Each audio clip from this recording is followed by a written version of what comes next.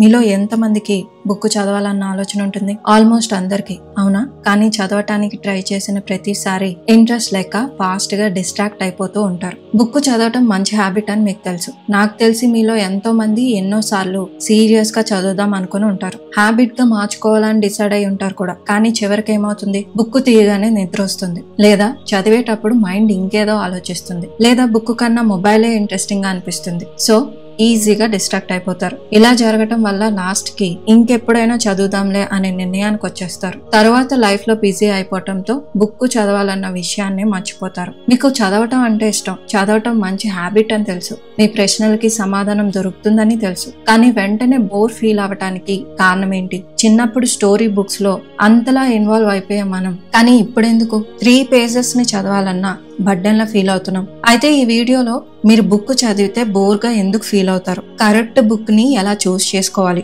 Book reading habit కి ఎలా stick అయి ఉండాలి, మీ లైఫ్ కి తగ్గట్టుగా బుక్స్ చదవటానికి బెస్ట్ టైం ఏంటి, ఇవన్నీ ఇప్పుడు ఈ చిన్న వీడియోలో షేర్ చేసుకోబోతున్నాను. బుక్ రిలేటెడ్ క్వశ్చన్స్ మీకు ఏమైనా ఉంటే ప్లీజ్ కమెంట్ లో షేర్ చేయండి. అలాగే స్టూడెంట్స్ కోసం స్టడీ టెక్నిక్స్ టాపిక్ పై నా ఛానల్లో వీడియో పోస్ట్ చేశాను. మీకు యూజ్ అవుతుంది అనుకుంటే ఆ వీడియోని కూడా తప్పకుండా చూడండి. ఇలాంటి మంచి ఇన్ఫర్మేషన్ ఎక్కువ మందికి రీచ్ అవ్వాలంటే వీడియోని లైక్ చేసి షేర్ చేయండి.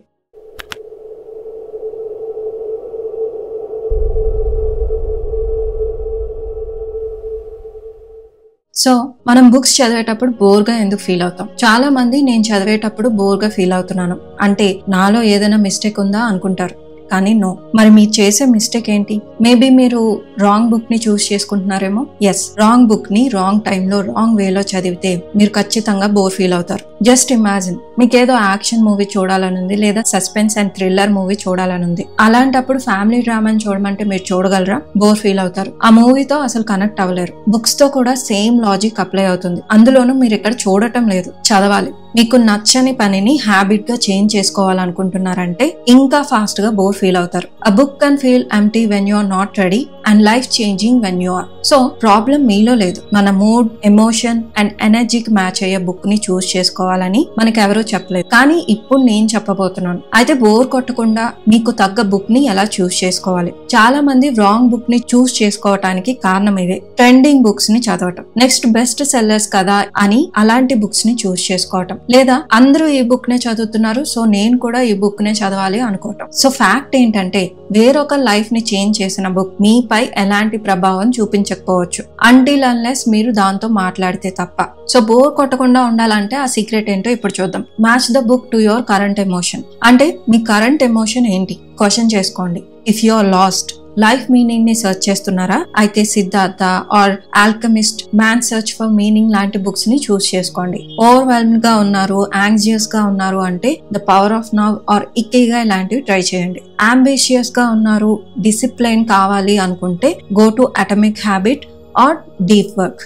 సో ఇలా రైట్ బుక్ ని చూస్ చేసుకుంటే మిమ్మల్ని జడ్జ్ చేయని ఒక రైట్ పర్సన్ తో మీరు కాన్వర్సేషన్ చేస్తే ఎలా ఉంటుందో అలా ఉంటుంది. మీ థాట్స్, మీ క్వశ్చన్స్ అన్నింటికీ ఆన్సర్ చేస్తున్నట్టుగా ఉంటుంది. సరే, మీరు ఆ బుక్ ని చదువుతున్న రోజుల్లో మేబీ మీ మైండ్, ఎమోషన్ చేంజ్ అయిపోవచ్చు. అలాంటప్పుడు ఆ బుక్ ని కంటిన్యూ చేయాలంటే కష్టం. అప్పుడు ఏం చేస్తారు? అలా గనక మీరు ఫీల్ అయితే ఎక్కువ థింక్ చేయకుండా ఆ బుక్ ని పక్కన పెట్టేయండి. నెక్స్ట్ మీ కరెంట్ ఎమోషన్ ఏంటో దానికి తగ్గ బుక్ ని చూస్ చేసుకోండి. ఆ బుక్ ని చదవటం స్టార్ట్ చేయండి. చాలా మంది ఎమోషన్ చేంజ్ అయ్యాక కూడా అదే బుక్ ని ఫినిష్ చేయాలన్న ఆలోచనతో కంటిన్యూ చేయలేక నెక్స్ట్ బుక్ కి మూవ్ అవ్వలేక స్టక్ అయిపోతారు. స్టార్టింగ్ లో నేను చేసిన మిస్టేక్ కూడా ఇదే. బట్ తర్వాత నేను రియలైజ్ అయింది ఏంటంటే if you want to make a habit of reading you should move on. So ఈ బుక్ ఇప్పుడు నాకు రైట్ కాదు, మేబీ తర్వాత ఈ బుక్ నాకు మళ్ళీ యూజ్ అవుతుంది అనిపిస్తే ఆ బుక్ ని పక్కన పెట్టి మీ కరెంట్ ఎమోషన్ కి ఏ బుక్ మ్యాచ్ అవుతుందో ఆ బుక్ ని చదవటం స్టార్ట్ చేయండి. ఇది చాలా ఇంపార్టెంట్, ఎందుకంటే books are like mirrors. The right one reflects who you are or who you are becoming. So choose the right one.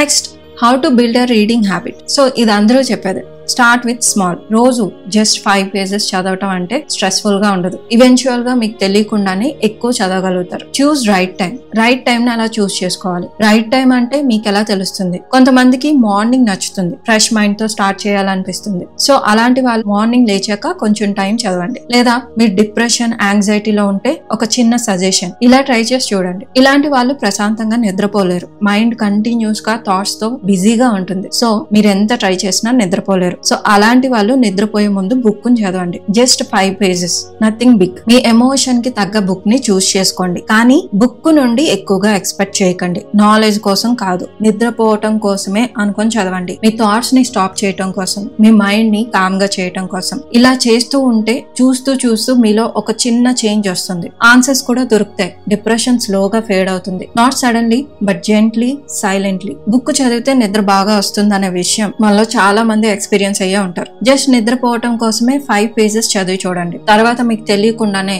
Me life, brain, thoughts అన్ని పాజిటివ్ గా చేంజ్ అవ్వటాన్ని మీరే గమనిస్తారు. అయితే ఇవే పుస్తకాలు మళ్ళీ మీకు దారి కనిపించేలా చేస్తాయి. మిమ్మల్ని పోగొట్టుకున్న మీకు మీరు దొరికేలా చేస్తాయి. సో చూసారు కదా, ఈ వీడియో కనుక మీకు నచ్చినట్టయితే please like, share and subscribe to my channel. అలాగే బుక్ రిలేటెడ్ క్వశ్చన్స్ ఇంకేమైనా ఉంటే please share in comment. Thank you for watching. See you in the next video.